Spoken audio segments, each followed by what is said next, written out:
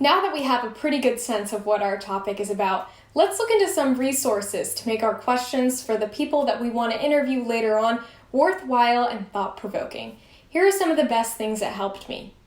So one of the first things you should be aware of before researching itself is how you should approach your research. The research is in large part for you to have a general context about what issue you're looking into. The questions that you may have about your research, questions that you may not be able to find the answer to, are the ones you should ask the people you interview. So when you research, you're going to be looking into both primary and secondary sources, but I really recommend you look into primary sources, which includes, but is not limited to, newspaper articles, photographs, and yes, C-SPAN footage at the time of the event.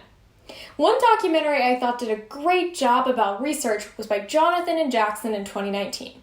Their documentary, titled Forging a Path, Striving to Become a More Perfect Union, talked about racial disparities in Tulsa, Oklahoma.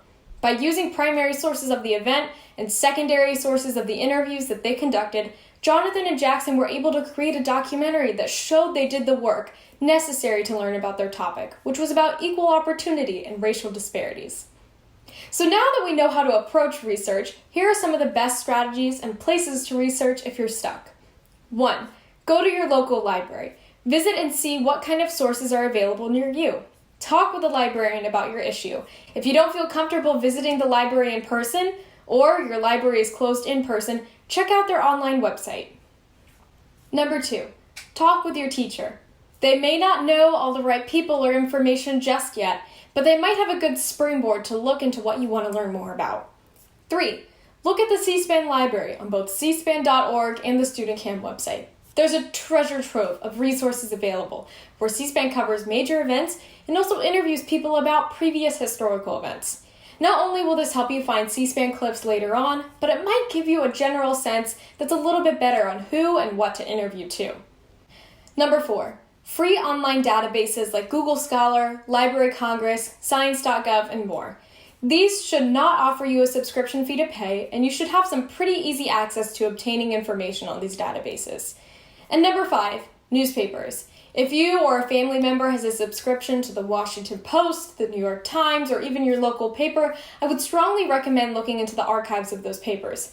It may cost a little bit of money for subscriptions, however, so I would take advantage of your other resources before looking into this option.